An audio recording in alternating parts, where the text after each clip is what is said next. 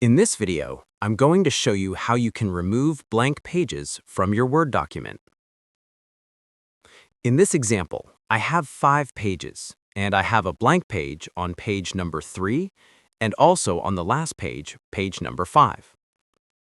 To remove a blank page, the first thing you want to do is click on your blank page. Next, click on your Home menu, then click on the drop-down arrow next to the Find option. Click Go To, or you can press Ctrl plus G on your keyboard. When I press Ctrl plus G, it brings up the Go To function. Right where it says Enter Page Number, type in \page, then click Go To.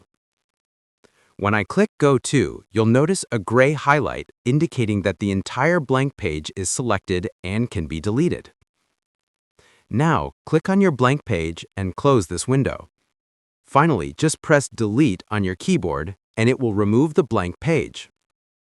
So now I have 4 pages instead of 5. For the blank page at the end of my document, I can do the same thing. Press Ctrl plus G, type \page, click Go To, close it, and press Delete again. Another quick way to remove a blank page at the end of my document is by using the Backspace key.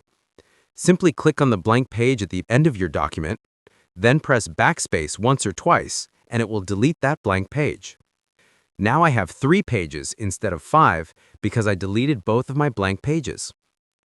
I hope this was helpful for you. If it was, please give this video a like and subscribe for more useful tutorials.